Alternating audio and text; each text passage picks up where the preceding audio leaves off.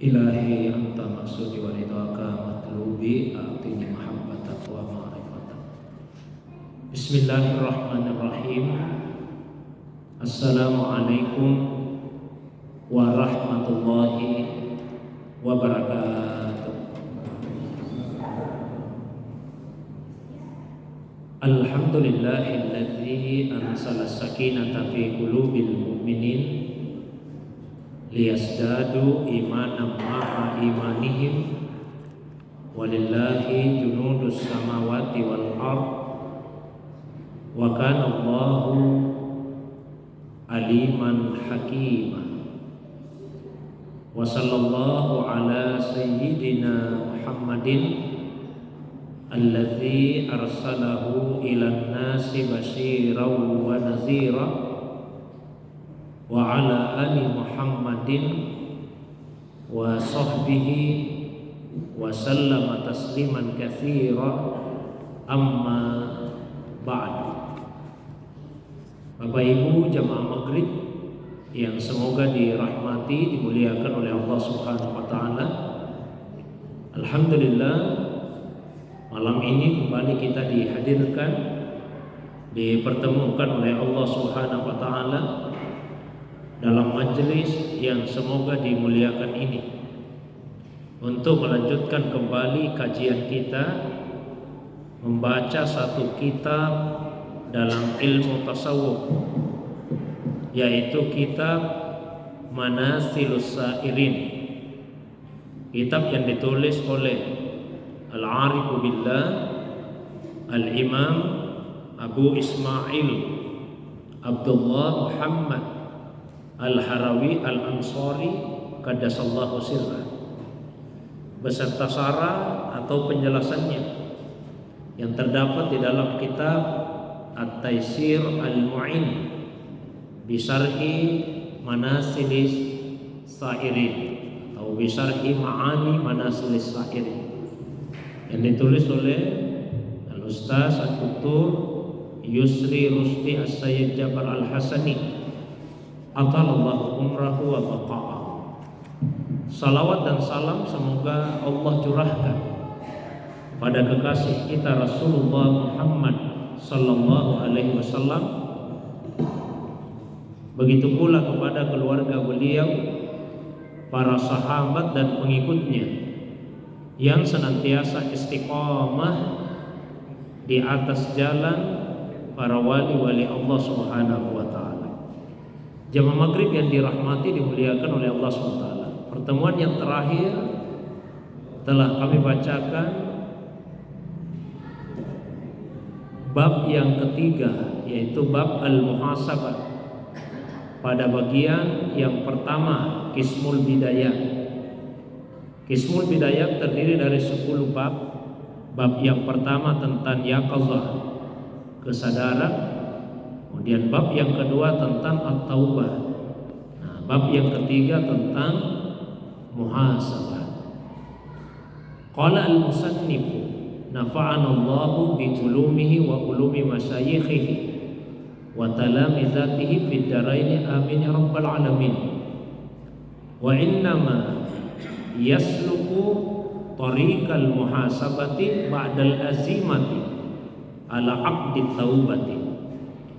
Dan sesungguhnya seorang hamba akan menempuh jalan muhasabah, mengevaluasi atau menilai diri setelah ada azimah, ada tekad yang kuat untuk bertaubat kepada Allah Subhanahu wa taala. Itulah sebabnya pembahasan tentang muhasabah ini diletakkan setelah yaqazah dan taubah. Karena tentu dimulai dulu dari orang yang lalai, kemudian mendapatkan kesadaran bahwa dia telah lalai. Setelah ada kesadaran, lalu ia bertobat kepada Allah SWT atas kelalaiannya. Nah, setelah bertobat, wajib atasnya untuk melakukan muhasabah, untuk melakukan evaluasi terhadap dirinya, sehingga ia tidak terjatuh kepada kelalaian yang sama. Itu inti dari pembahasan kita sebelumnya. Saya lanjutkan masih dalam bagian tentang al-muhasabah, evaluasi diri. Qala al-musannif rahimahullahu ta'ala, wal muhasabatu laha salasatu arkanin ahaduha an taqisa baina ni'matihi wa jinayatika. Kemudian muhasabah itu mempunyai 3 rukun.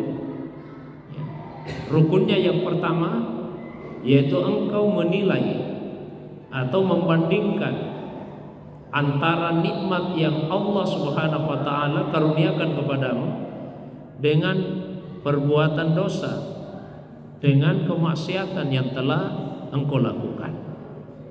Jadi penulis kitab ini menuturkan bahwa muhasabah mempunyai 3 rukun. Ruknus syai' huwa juz'uhu al-muqawwinu li hawiyatihi al-muhaqqiqu li mahiyatihi bihaitsu innahu idza ghaba inbana alaihi al-adam. Ya, tentu yang dimaksud dengan rukun dari sesuatu itu adalah bagian yang membentuk esensinya, yang mewujudkan substansinya. Sehingga apabila ia tidak ada, maka esensi dari sesuatu itu menjadi tidak ada pula. Itu namanya rukun. Dia adalah bagian dari sesuatu. Beda misalnya dengan syarat. Kalau syarat dia ada di luar. Sama kalau kita katakan syarat salat dengan rukunnya salat. Itu bedanya. Kalau syaratnya salat dia ada di luar. Ya, tapi kalau rukunnya maka dia adalah bagian dari salat itu. Misalnya rukunnya salat, ya berdiri, ruku, duduk, sujud, itu semua rukunnya salat, bagian dari salat. Tapi kalau misalnya menutup aurat, maka itu adalah syarat sahnya salat. Dia berada di luar salat. Nah, begitulah muhasabah ini, dia mempunyai 3 rukun. Jadi tidak dianggap seseorang itu melakukan muhasabah apabila tidak terpenuhi ketiga rukun ini. Rukun yang pertama yaitu dia harus mampu membandingkan antara nikmat yang Allah telah berikan kepadanya dengan perbuatan dosa yang telah ia lakukan. Fa awwalu ruknin bil muhasabati huwa al-qiyasu baina fadlillahi wa ni'amihi 'alaika allati la tu'addu wa la tuhsa wa baina jinayatika bit taqsiri fi sukriha bal fil ghalib tasta'miluha fi ma'siyatihi. Yang dimaksud di sini dengan rukun yang pertama tadi yaitu mampu membandingkan antara karunia-Nya Allah, nikmatnya Allah yang tidak bisa dihitung-hitung, yang kita tidak bisa jangkau semua. Dibandingkan dengan apa? Dibandingkan dengan dosa kita. Dosa dalam 2 bentuk. Bentuk yang pertama at-taqsiru fi sukriha, yaitu ketidakmampuan kita untuk mensyukurinya. Ya, kita tidak mampu sempurna dalam mensyukuri nikmatnya Allah. Bahkan dominannya justru kita gunakan nikmat Allah itu untuk maksiat. Jadi kalau yang pertama saja tidak mampu sempurna mensyukuri nikmatnya Allah, ini sudah satu kekurangan. Apalagi jika nikmat itu justru digunakan untuk maksiat kepada Allah Subhanahu wa taala. Karena yang namanya syukur satu, ada iktiraf, pengakuan di hati, oh ini nikmat datangnya dari Allah, bukan karena usaha saya. Lalu setelah itu kita puji Allah dengan lisan. Dan yang ketiga, gunakan nikmat itu sebagai sarana untuk mendekatkan diri kepada Allah. Itulah syukur. Ada yang dikasih nikmat harta, wujud rasa syukurnya terhadap nikmat harta itu di hatinya ada keyakinan harta ini pemberian Allah, bukan karena kerja keras saya. Lalu dia puji Allah dengan lisannya. Lalu setelah itu dia gunakan harta itu sarana untuk mendekatkan diri kepada Allah. Ada yang dikasih jabatan oleh Allah, ada kesadaran di hatinya, oh ini jabatan pemberian Allah, bukan karena usaha saya, bukan karena lobi-lobi saya, ya, bukan karena tim sukses saya dan seterusnya, tapi ini adalah pemberian Allah. Qulillahumma malikal mulk tu'til mulka man tasya wa tansi'ul mulka mimman tasya. Dialah Allah yang memiliki segala kuasa, segala jabatan miliknya Allah. Dia yang memberikan kuasa, memberi pangkat, memberi jabatan kepada siapapun dia kehendaki. Dan dia akan mencabut kembali kuasa, pangkat, jabatan itu dari siapapun yang dia kehendaki. Setelah itu lisannya mengucapkan alhamdulillah, pujian atas Allah, atas nikmat itu. Lalu dia gunakan nikmat tersebut, nikmat kuasa, nikmat jabatan itu sarana untuk mendekatkan dirinya dan orang lain kepada Allah Subhanahu wa taala. Ada orang yang diberi ilmu oleh Allah. Tidak boleh kita takabur dengan ilmu itu. Jangan merasa bahwa ilmu itu kita miliki karena hasil belajar kita, hasil bacaan kita, bukan. Ilmu itu pemberian Allah, Allah yang mengajarkan. Lalu puji Allah dengan lisan kita. Setelah itu gunakan ilmu tersebut sebagai sarana untuk mendekatkan diri kepada Allah SWT dan memberi manfaat kepada sesama. Nah, mestinya sebagai hamba kita seperti itu kalau diberi nikmat oleh Allah. Nah, tapi ternyata yang dilakukan dalam hidup ini, dikasih nikmat oleh Allah, terbatas kita mensyukurinya. Bahkan yang lebih parah lagi kalau nikmat itu digunakan sebagai sarana untuk maksiat kepada Allah SWT. Nah, kalau seorang hamba selalu mau mengukur, mau membandingkan antara nikmat yang Allah beri dengan maksiatnya, wa idza tamma hadzal qiyas azumatil jinayatu fi qalbika wa ta'aqqadta min taksirika fi haqqi rabbika. Kalau sempurna cara kita menilai diri, menilai nikmat Allah dan apa yang kita lakukan terhadap nikmat itu, maka pasti di dalam hati kita akan terasa betapa besarnya dosa kita. Kita akan yakin betapa kita tidak mampu untuk memenuhi hak Allah Subhanahu wa taala.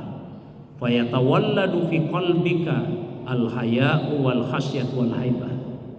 Maka kemudian akan muncul di dalam hati rasa malu, muncul di dalam hati khasyah, rasa takut kepada Allah, dan juga haibah. Ya, haibah dan khasyah kalau diterjemahkan ke bahasa Indonesia sama terjemahannya, sama-sama diterjemahkan takut. Tapi tingkatannya beda. Yang paling rendah disebut khauf. Khauf itu takut kepada Allah atas dasar iman. Jadi ciri orang yang beriman itu di hatinya ada rasa takut kepada Allah SWT. Wa khafuni in kuntum mu'minin. Takut kepada saya jika kalian benar-benar beriman. Takut kepada Allah. Itu namanya khauf, takut atas dasar iman. Yang kedua khasyah. Khasyah itu adalah takut kepada Allah atas dasar iman dan ilmu. Bukan sebatas karena ada iman, tapi juga karena ada ilmu. Jadi mestinya semakin bertambah ilmu, semakin bertambah juga rasa takut kepada Allah SWT. Di surah Fatir Allah SWT berfirman, innama yakhsyallaha min ibadihi al-ulama.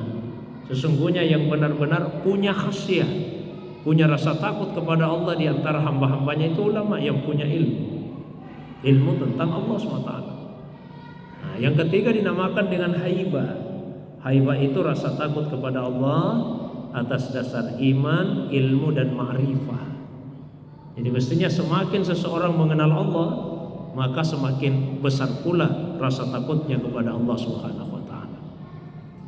Ya, jadi muncul di hati itu al-haya'u wal khasyah wal haibah min antastamirra ala hadhil halatir radiyah.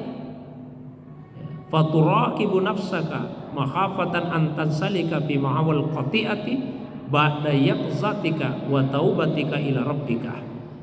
Nah, kita akan malu, takut kepada Allah, segan kepada Allah kalau kita terus-menerus dalam keadaan seperti ini. Dalam keadaan tidak bisa bersyukur, dalam keadaan menggunakan nikmat Allah untuk maksiat. Kita akan merasa khawatir jangan sampai kemudian kita terjatuh kembali ya, dalam kelalaian setelah Allah memberikan karunia kepada kita adanya kesadaran dan bertobat kepadanya. Jangan kembali lagi kepada kelalaian.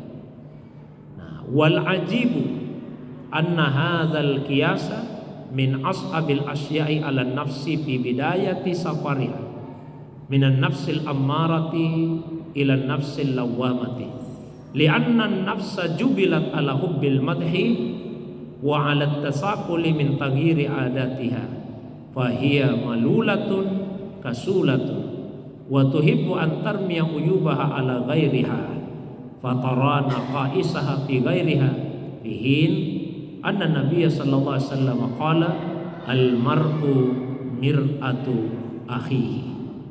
Nah, tapi yang ajib, yang sungguh sangat mengherankan, bahwa justru inilah yang paling sulit dilakukan dalam perjalanan awal nafsu kita, dari nafsu ammarah menuju kepada nafsu lawwamah. Yang paling sulit dilakukan itu adalah menilai, ya, membandingkan antara nikmat Allah dengan apa yang kita lakukan terhadap nikmat itu.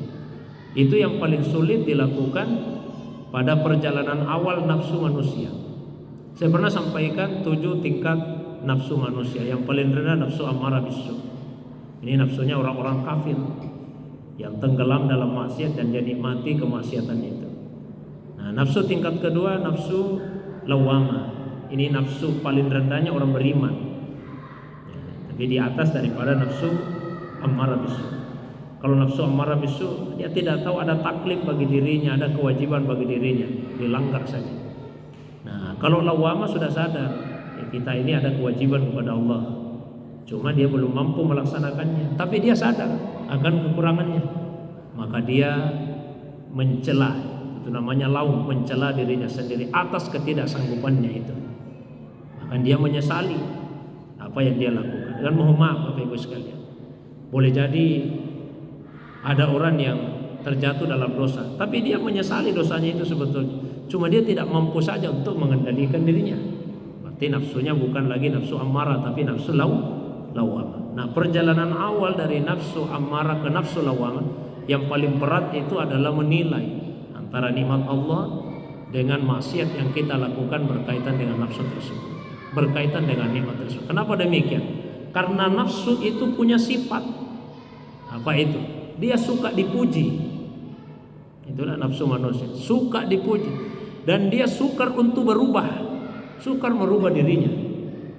Maka dia malula kasula, bosan, dia malas, tidak mau mengubah keadaan dirinya.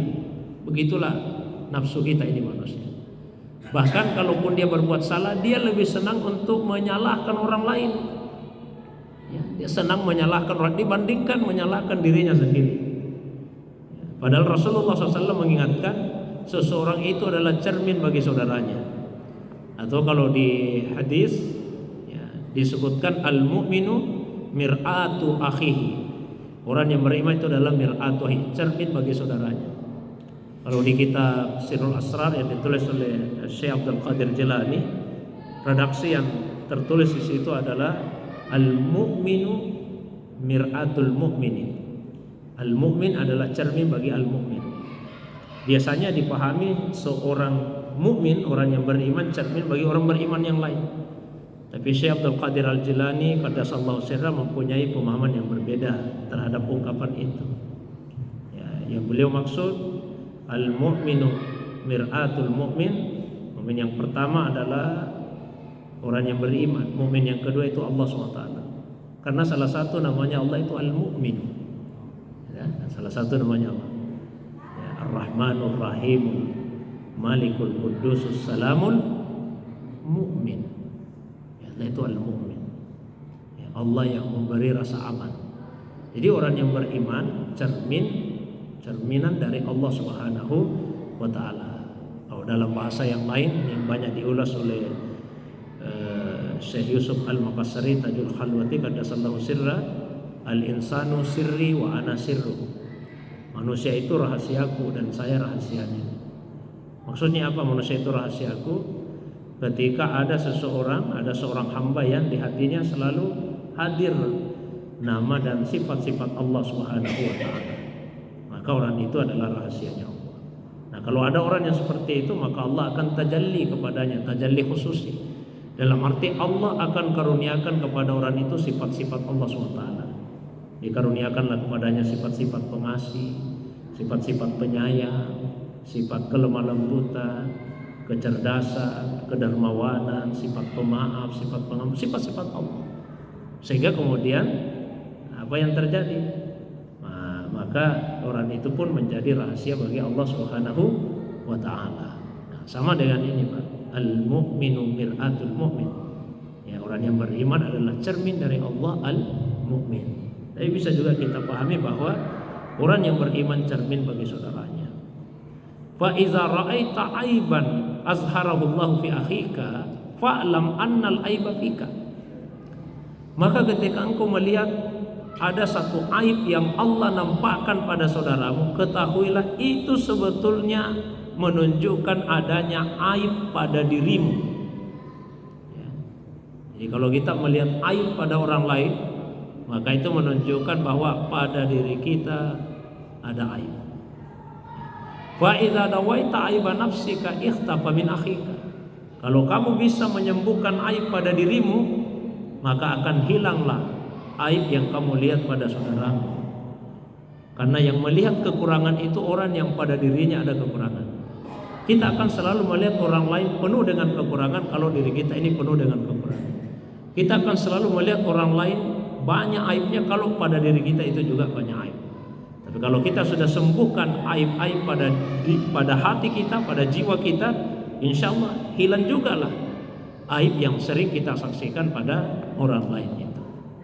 Walakin katsiran ma yaltamisul insanu li nafsi al-udhr wa yadda'i anna an-nasa zalamuhu wa huwa lam yartakib syai'an wa yubarri'u nafsahu wa yafahimu ghairahu wa hadza katsirun ala alsinatil khalqi illa man rahima rabbuk wa kullu zalika hurubun bi nafsihi min antakifa amama mir'ati nafsihi litara nafsa.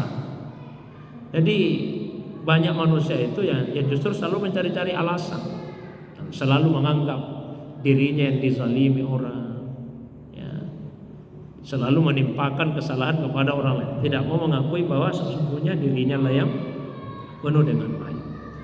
Jadi ini rukun pertama bagi orang yang mau melakukan muhasabah, evaluasi diri. Coba kita selalu mengukur nikmat yang Allah berikan pada kita dan apa yang kita lakukan terhadap nikmat itu. Summa qala al-musannif, kemudian penulis kitab ini melanjutkan, wa hadza yasukku ala man laisa lahu salasatu asya. Tapi ini akan sangat sulit dilakukan. Jadi itu akan sangat sulit dilakukan bagi orang yang tidak memiliki tiga hal. Apa itu? Yang pertama, nurul hikmah, cahaya hikmah. Yang kedua, su'uz zanni bin nafsi, berburuk sangka kepada dirinya. Dan yang ketiga, tamyisun ni'mati minal fitnah, mampu membedakan antara nikmat dengan fitnah. Kalau ingin bisa melakukan rukun pertama dari muhasabah tadi, miliki tiga hal itu. Satu, nurul hikmah. Yang kedua, su'uz zanni bin nafsi, dan yang ketiga, tamyisun ni'mati minal fitnah. Apa yang dimaksud dengan nurul hikmah? Hikmah itu asyar'us syarif, syariat yang mulia, ya, Qur'anun wa sunnah wa khuluqun Nabi SAW. Itulah hikmah. Ya, Al-Quran, sunnah, akhlaknya Nabi itu hikmah. Maka nur adalah al-fahmus sahih li nususis syar'is syarif walil adabin nabawi al-munif. Nah, yang dimaksud dengan cahaya hikmah itu adalah pemahaman yang benar terhadap nas-nas syariat tadi, pemahaman yang benar terhadap Al-Quran, pemahaman yang benar terhadap sunnah, pemahaman yang benar terhadap adab-adab Rasulullah Sallallahu Alaihi Wasallam. Pemahaman yang benar itu disebut dengan nurul hikmah. Wa hadzal fahmus sahihu la yatimmu illa bitalaqqi al-mubasir as-sahih li syar'is syarif alladhi yaqumu 'alal manhaj al-mundabir wa huwa suhbatus syekh al-alim al-murabbi wa talaqqal ilma minhu mubasharatan. Nah, pemahaman yang benar terhadap Quran, hadis, adab Nabi yang disebut dengan nurul hikmah tadi tidak akan bisa tercapai kecuali dengan talaki, mengambil secara langsung dari seorang syekh yang alim, dari seorang murabbi, dari seorang mursyid. Jadi bukan kita belajar secara otodidak, baca-baca sendiri kitab, bukan sekedar dengar-dengar ceramah di YouTube dan sebagainya. Kalau seperti itu, kita tidak akan mampu mendapatkan nurul hikmah, cahaya yang benar. Mesti dibawa bimbingan seorang syekh, murabbi, seorang alim, dan kita mengambil secara langsung dari mereka. Lianna talaqi ma'as-suhbati, karena mengambil ilmu dan senantiasa mulasama, ya, membersamai seorang syekh, yadbitul fahma, akan membuat pemahaman kita menjadi benar. Wa yamna'u min suzuril fikri, dan menghindarkan kita dari pikiran-pikiran yang aneh-aneh.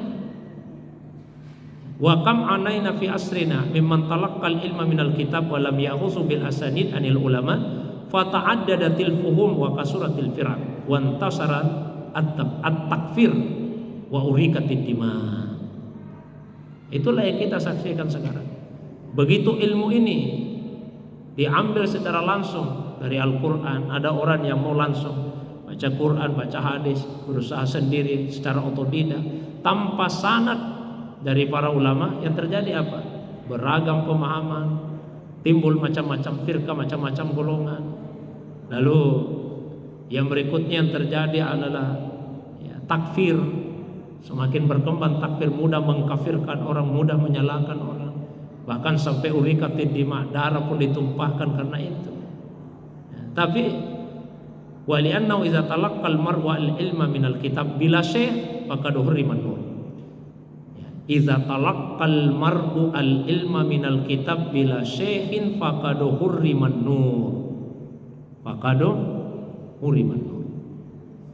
Siapa yang mengambil ilmu dari kitab tanpa melalui syekh, faqad hurriman nur, maka dia akan diharamkan dari nur. Dia tidak akan mendapatkan nur. Wa huwal fahmul ladzi bihi yuhasibu nafsahu, yaitu pemahaman yang dengannya kemudian dia bisa menghisap, mengevaluasi dirinya sendiri. Jadi carilah seorang syekh, seorang murabbi, seorang alim yang bisa membimbing kita untuk memahami Al-Quran dan hadis Nabi SAW serta adab-adab kenabian. Itu syarat pertama. Syarat yang kedua, su'udzan bin nafsi. Ya, su'udzan bin nafsi. Kita harus selalu berprasangka kepada diri kita. Jangan menganggap diri kita suci. Kan di dalam Al-Quran Allah SWT mengingatkan, alam tara ilal ladzina yusakkuna anfusahum balillahu yuzakki may yasha. Apakah engkau tidak melihat orang yang selalu mentazkiyah dirinya, menganggap dirinya suci? Balillahu yuzakki may yasha. Bukankah Allah yang mensucikan siapa yang Dia kehendaki? Di ayat yang lain surah An-Najm ayat 32 Allah SWT berfirman, fala tusakku anfusakum. Jangan kalian menganggap dirimu suci. Huwa a'lamu biman ittaqa. Dialah Allah yang paling mengetahui siapa di antara kalian yang suci. Ya, jadi selalu suudzan kepada diri. Kalau kepada orang baik sangka, kepada diri kita sendiri mesti kita bersangka. Pada orang lain baik sangka. Bahkan meskipun kita melihat ada orang secara zahir melakukan kesalahan, berbaik sangka. Wa yaqulus salihuna aidan. Ulama-ulama yang saleh mengatakan, iltamis li akhika sabuina uzran. Carilah untuk saudaramu 70 alasan. Kita melihat orang berbuat salah ini Pak, secara zahir kita kan tidak tahu alasannya apa. Cari 70 alasan. Maksudnya cari sebanyak-banyaknya alasan. Kita lihat orang mencuri, mungkin kasihan, dia lapar sekali, tidak ada sekali uangnya, terpaksa dia melakukan itu. Ya, mungkin kasihan awalnya dia tidak mau mengambil, tapi dia terpaksa melakukan itu. Macam-macam, cari alasan. Jangan malah kita berprasangka sama orang. Ada orang kita lihat dia tinggal di rumah, tidak ke masjid ini. Jangan berprasangka, memang dia malas sekali ke masjid. Baik sangka sama orang. Oh barangkali dia lagi kurang sehat sehingga tidak bisa ke masjid. Oh mungkin dia merawat ibunya yang sakit. Ya, dan macam-macam. Carikan alasan sehingga kita tidak berprasangka kepada orang. 70 alasan, maksudnya sebanyak-banyaknya. Ya. Wa illam tajid, jika engkau tidak menemukan alasan apapun, faqul la'allahu ma'zur wa ana la'alam. Katakan saja, sebetulnya mungkin ada alasannya, cuma saya yang tidak tahu. Cuma saya yang tidak tahu. Itu untuk orang lain. Ya. Nah, jangan malah sebaliknya. Ada orang yang melihat kepada kita, ini disebut dalam kitab ini, fala taqulu, masalahnya berkata fulanun nazara ilayya bi'tikaf. Pandangan matanya itu seperti menghina saya. Mungkin tidak. Ada orang yang tersenyum, kita katakan itu senyumnya senyum merendahkan saya. Jangan. Ya, Selalu kita berusaha berbaik sangka kepada orang lain, kepada diri sendiri kita berburuk sangka. Kemudian yang ketiga tadi, tamyisun ni'mati minal fitnah. Ya, kita harus mampu membedakan antara nikmat dengan fitnah. Kita dikasih oleh Allah, ya, sampai kita menganggap ini nikmat ini padahal itu fitnah. Ya, itu ujian dari Allah Subhanahu wa taala. Libayani anna katsiran minan nas takunu fitnatuhu fima yarahu ni'mat. Ya, banyak orang yang fitnahnya itu pada apa yang dia anggap nikmat. Ya, fitnahnya itu sebetulnya pada apa yang dianggap nikmat. Faqad yakunul ghaniyyu maftunan bi ghinahu. Boleh jadi orang kaya difitnah, diuji dengan kekayaannya itu. Ada orang pada saat dia kekurangan harta rajin ibadah, begitu diberikan kelapangan harta malah malas beribadah. Wal alim maftunan bi ilmi, orang yang berilmu dia difitnah dengan ilmunya.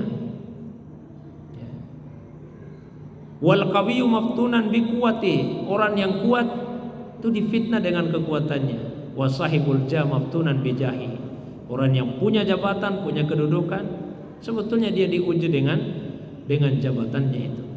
Wan nasu kullum yatlubuna hadhil asya, sementara hampir semua orang mencari-cari itu, meminta, mengharapkan. Semua mau jadi kaya, saya rasa tidak ada yang mau miskin.